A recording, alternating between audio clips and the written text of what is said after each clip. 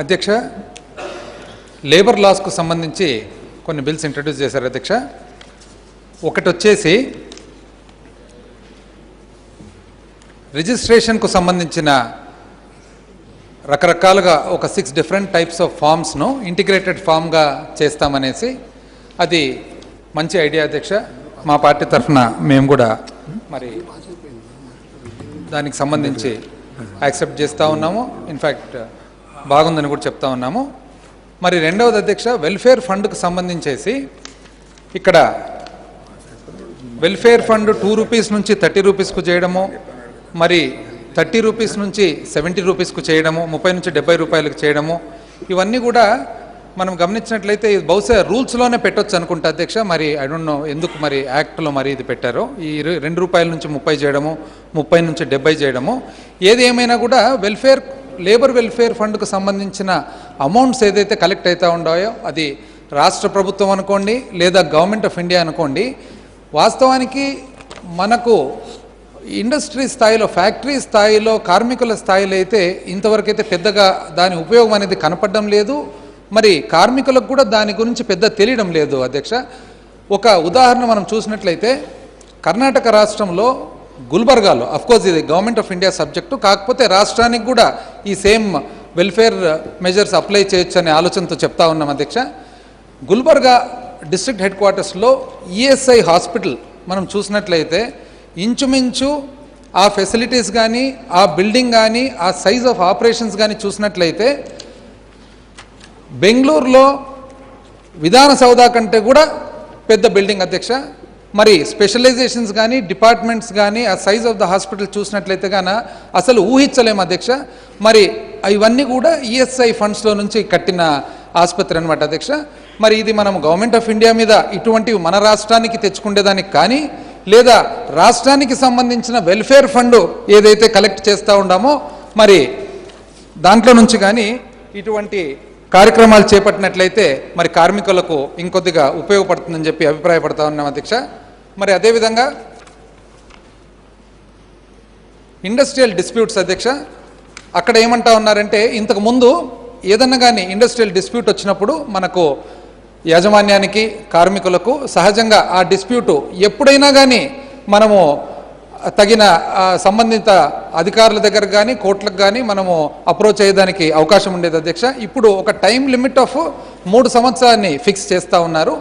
ఒకందుకు చూసుకుంటే మరి లిటిగేషన్ తగ్గించేదానికి ఇండస్ట్రీకి సపోర్టివ్గా ఉంటుంది అధ్యక్ష. కానీ అట్ ది సేమ్ టైం ఇంకొక వైపు నుంచి చూసినట్లయితే కూడా ఇప్పటికి కూడా భారతదేశంలో మనకు చాలా వరకు కూడా అన్ఆర్గనైజ్డ్ లేబరు, ఎక్కువ లిటరసీ లేని లేబరు, మరి చాలా వరకు కూడా ఎన్నో యాక్సిడెంట్స్లో భర్తలు చనిపోతే భార్యలకు ఆ రోజు ఏదో పోయి 10 మంది మీకు ఏదో కాంపెన్సేషన్ అవి ఇస్తూ ఉన్నాం. కానీ సబ్సిక్వెంట్గా వాళ్ళ తరఫున మరి సపోర్టివ్గా ఈ లాంగ్ ప్రొసీజర్ ఫాలో అప్ చేసేదానికి మరి అంతగా అనుకూలంగా లేదు. కాబట్టి ఒక్కసారి ఇది కొంచెం ఈ టైం లిమిట్ అనేది కార్మికుల తరఫున ఒక్కసారి ఇది బ్యాలెన్స్డ్గా, ఇటు అటు బ్యాలెన్స్డ్గా కన్సిడర్ చేయాలని చెప్పి మరి మంత్రివర్యులను కార్మికుల తరఫున కోరుతా ఉన్నాం అధ్యక్ష. మరి అదేవిధంగా మరి ఫ్యాక్టరీస్ యాక్ట్కి వచ్చినట్లయితే అధ్యక్ష, ఇక్కడ ఇంతకుముందు 10 మెంబర్స్ అండ్ లోపు ఉండేది డెఫినేషన్, ఒక ఫ్యాక్టరీగా ఉండేది 10 మెంబర్స్ అండ్ అబోవ్, అది ఇప్పుడు 20 మెంబర్స్ అండ్ 40 మెంబర్స్కి 10 నుంచి 20, 20 నుంచి 40గా మారుస్తూ ఉన్నారు అధ్యక్ష. ఇది ఒకవేళ ద గవర్నమెంట్ ఆఫ్ ఇండియా, కేంద్ర ప్రభుత్వం పాలసీ జనరల్గా ఈజీ బిజినెస్, ప్రతి ఒక్కరికి అనుకూలంగా సులభంగా ఉండాలని చెప్పి ఒక ఆలోచనతో చేసినట్లయితే రాష్ట్ర ప్రభుత్వానికి కూడా మంచిదే అధ్యక్ష. కాకపోతే లేబర్ రైట్స్ అనేది మళ్ళీ ఎంత మటుకు మనం ప్రొటెక్ట్ చేయగలుగుతాం అనేది కూడా ఒక్కసారి కొద్ది క్లారిటీ మనం చూసుకోవాల్సిన అవసరం ఉంది అధ్యక్ష. ఎందుకంటే మనం గుర్తుపెట్టుకోవాల్సిన అవసరం ఉంది, ఈ మన ఆంధ్ర రాష్ట్రంలో, మన భారతదేశంలోనే ఇన్ జనరల్గా కూడా మన కార్మికుల పరిస్థితి అనేది ఒకసారి మనం చూడాల్సిన అవసరం ఉంది అధ్యక్ష. దీనికి ఒక ఉదాహరణము, మరి నేను పేరు చెప్పదలుచుకోలేదు కానీ నెల్లూరులో ఒక లెదర్ ఇండస్ట్రీ ఉంది అధ్యక్ష. ఆ లెదర్ ఇండస్ట్రీ SEZలో పెట్టినందువలన స్పెషల్ మరి ప్రొవిజన్స్ కింద పెట్టినామనే ఒక వాళ్లకు ఆ అవకాశం ఉంది. కాబట్టి చాలా వరకు కూడా అక్కడ లేబర్కు సంబంధించిన ఈవెన్ అధికారులు, ప్రభుత్వ అధికారులకు కూడా ఎంట్రీ లేని పరిస్థితి ఉంది అధ్యక్ష. బహుశా మంత్రివర్యులకు కూడా ఏ ఇండస్ట్రీ అనే ఐడియా కూడా ఉండొచ్చు అనుకున్నా, నేను పేరు తీయలేదు. అంటే ఈరోజు గవర్నమెంట్కు సంబంధించిన అధికారులు, సంబంధిత డిపార్ట్మెంట్ లైక్ ఫ్యాక్టరీస్ లేకుంటే లేబర్, వాళ్ళందరికీ యాక్చువల్గా ఆ ఫ్యాక్టరీలోకి ఎంట్రీ కూడా లేదు అధ్యక్ష. కాబట్టి మరి ఇటువంటి ఒకవేళ ఈ పరిస్థితి ఏర్పడితే రేపు పొద్దున మనము అంటే డిస్క్రిప్షన్ ఆఫ్ ఫ్యాక్టరీస్ అనేది మార్చినప్పుడు అది కొద్దిగా ఇబ్బందికరము అయ్యేదానికి అవకాశం ఉందని చెప్పి అభిప్రాయపడతా ఉన్నాం అధ్యక్ష. ఎందుకంటే మనం ఈ మధ్య కాలంలో గమనించినట్లయితే ఎక్కువ ఫారెన్ ఇన్వెస్ట్మెంట్స్ను చూస్తూ ఉన్నాము.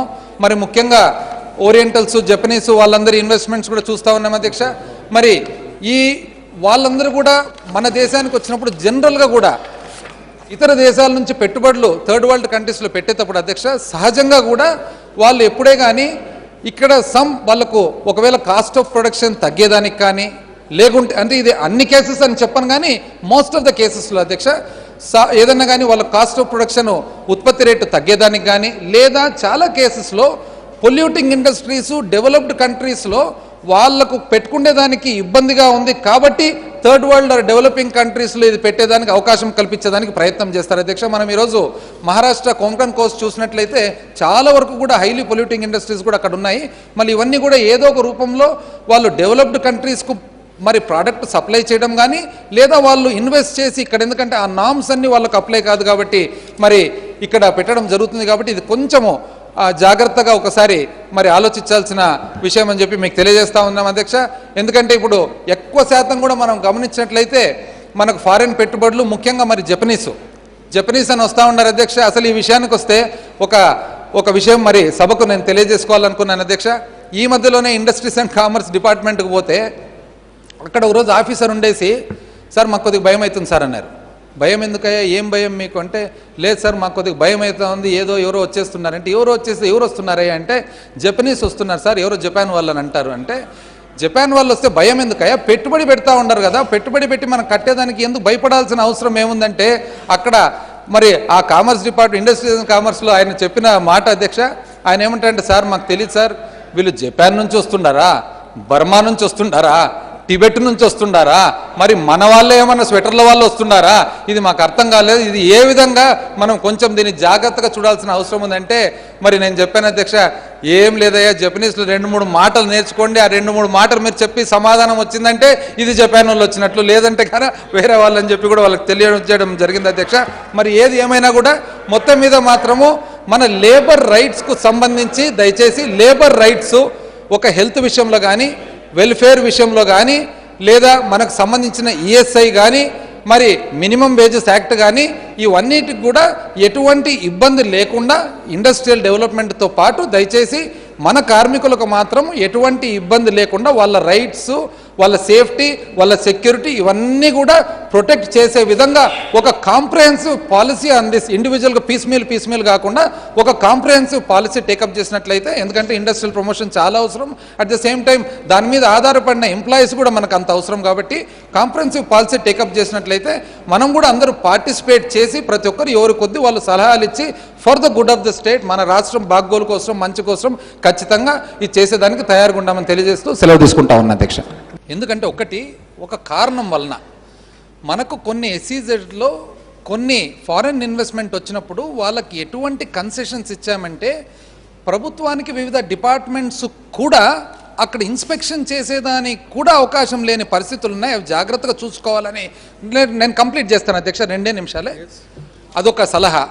నంబర్ 2, మరి ఈ విషయం నేను ఎందుకు చెప్పానంటే అధ్యక్ష, పూర్వం మనకు హైదరాబాదు మనం ఎంతసేపు ఎక్కువ శాతం మనం ఐటీ ఇండస్ట్రీ మీద కాన్సన్ట్రేట్ చేస్తూ ఉంటాము, అది మంచిదే. కాకపోతే ఫార్మా ఇండస్ట్రీ కూడా అండ్ బయోఫార్మా కూడా చాలా డెవలప్ అయింది అధ్యక్ష. ఎందుకంటే మనకు పూర్వం ఐడిపిఎల్ ఇటువంటి ఇక్కడ గవర్నమెంట్ మరి ఇన్స్టిట్యూషన్స్ ఉండడం వలన వాళ్ళందరూ కూడా సైంటిస్ట్ బయటకు వచ్చి వివిధ ఇండస్ట్రీస్ పెట్టడము చాలా భారతదేశంలోనే వన్ ఆఫ్ ద పెద్ద మన ఫార్మా ఇదిగా తయారైంది. ఇప్పుడు ఆఫ్టర్ బైఫర్గేషన్ అయిన తర్వాత మేము కొంతమంది ఫార్మా ఇండస్ట్రీకి సంబంధించిన వాళ్ళు చెప్పిన మాటలు ఇక్కడ నేను రిపీట్ చేస్తూ ఉన్నాను అధ్యక్ష. ఏమంటున్నారంటే అయ్యా మేము కూడా ఎక్కడన్నా కానీ ఒక ప్రోత్సాహము, ఒక ఎంకరేజ్మెంటు మరి దానికి ప్రభుత్వం వాళ్ళు మేము ఇస్తూ ఉన్నామని అంటారు అధ్యక్ష. కాకపోతే నేను చెప్తా ఉండేది వాళ్ళ మనోభావాలు. ఈరోజు ఫారెన్ ఇన్వెస్టర్స్కు ఇచ్చినంత మరి ఇంపార్టెన్సు, వాళ్ళకి ఇచ్చినంత ఎంకరేజ్మెంటు మనము అంత దీనికి మాకు కూడా ఇస్తే మేము కూడా ఫార్మా ఇండస్ట్రీ మన ఆంధ్ర రాష్ట్రంలో పెట్టేదానికి మరి రెడీగా ఉన్నాం కదా, మాకు కూడా కొద్దిగా ఇవ్వండి ఎంకరేజ్మెంట్ అని చెప్పి వాళ్ళ మనోభావాలు నేను తెలియజేస్తున్నా తప్ప వేరే లేదు అధ్యక్ష. సెకండ్ పాయింట్, మరి ఆసుపత్రి విషయానికి వస్తే మరి మంత్రివర్యులు ఇప్పుడే చెప్పారు అధ్యక్ష, మనం ఈఎస్ఐ హాస్పిటల్ కంట్రీలో బెస్ట్ క్లాసు లైక్ బెంగళూరు కడతామని చెప్పి సంతోషం అధ్యక్ష. కాకపోతే దీంట్లో కూడా ఒక చిన్న విన్నపం అధ్యక్ష. ఇప్పుడు ఆల్రెడీ మనం గుంటూరులో all India institute of medical sciences వస్తూ ఉంది కాబట్టి టు సర్టన్ ఎక్స్టెంట్ అక్కడ సర్వ్ అవుతుంది కాబట్టి వెనకబడిన రాయలసీమ ప్రాంతంలో ఒకవేళ ఇటువంటి పెద్ద ఆసుపత్రి కడితే మా రాయలసీమ ప్రాంతానికి మరి ప్రకాశం కూడా ఒక ఉపయోగపడుతుందని చెప్పి ఒక సలహా అధ్యక్ష. అది కూడా ఒకసారి ఆలోచన చేయండి అని చెప్పేసి మరి అదేవిధంగా మరి మంత్రివర్యులు ఇప్పుడే చెప్పారు అధ్యక్ష, చాలా తెలివిగా మాట్లాడతారని. సబ్జెక్టు చెప్తే తెలివి అంటారు, చెప్పకుంటే తెలివి లేదంటారు. మరి ఏమో మరి మాకు రూల్స్ అండ్ కండిషన్స్ ఆఫ్ తెలివితేటలు కూడా చెప్తే బాగుంటుంది. మరి 2 సార్లు జపాన్ గురించి ప్రస్తావన చేస్తూనే అంత ఉలిక్కి పడితే అసెంబ్లీ స్టార్ట్ అయినప్పటి నుంచి ఒకటే అంశం మీద పడి పడి పడి పడి పడి పడి చెప్తున్నారు కదా. మేమెంత విసుక్కోవాలి అధ్యక్ష దానికి. కేవలం నేను సబ్జెక్ట్ చెప్తేనే 2వ సారికే తెలివి అంటే మళ్ళీ ఒకటే సబ్జెక్టు 100 సార్లు చెప్తే దాన్ని ఏమంటారు నాకు అర్థం కావడం లేదు అధ్యక్ష. ఏది ఏమైనా కూడా కార్మికులకు మాత్రం వాళ్ళ సేఫ్టీ సెక్యూరిటీ అన్ని రకాల వెల్ఫేర్ చూసుకోవాలని మా కోరిక, మా విన్నపం. థ్యాంక్ యూ అధ్యక్ష.